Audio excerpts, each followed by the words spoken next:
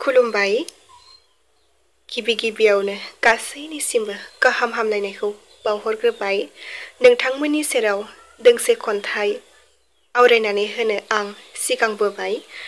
खन्थाइनि मुं दुखुनि अनगायै थुलुंगा। खन्थाइखौ लिरदों लिरगिरि पबित्र ब्रत दैमारि बिथाङा।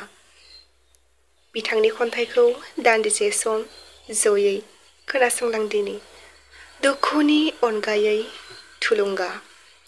दुखुखौ थुलुंगायाव सोलायना दाहानि गोब्रा अन्थाइ दानै दानै देरहायै देरहायै जेननांदों, गोलैयै गोलैयै सिखारदों। दावहा नांदों अराय गोरबो गेजेराव दिग बिदिग आन्दायना उरायलांनाय सोमलि बिफांनि खुनस्लाय बादि। दुखुनि दैमा मोनसे बोहैलांदों, दुखुनि फुलुं बान्दो थेनो।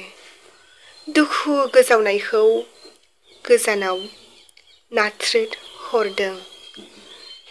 गोब्रा अन्थाइखौ दानख'ना स्लिम खालामनो नाजानाय मुसुखा बादि आंबो गोरबोनि दाहाखौ सैहोना स्लिम आरो माहि खालामनो नागिरो।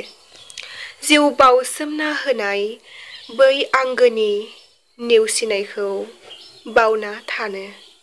मिजिं लाना बोहैलांनाय दैमा बादि लैथो लैथोमानि बिखा गेजेराव आलो गोजोनै जिरायहैनो बोहैलाङो हारसिङै सिरि सिरि।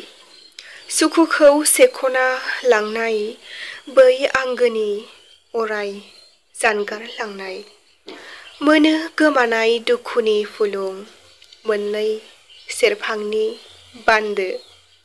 देरहायै देरहायै जेनना आरोबाव देरहानो दुखु दाहानि हाजो मानबायलांनाय। आलायारना दिनै सोरांखौ रानफैदों। गोब्रा अन्थाइयाव मिनिनायनि सावगारि आखिनो रोंनाय।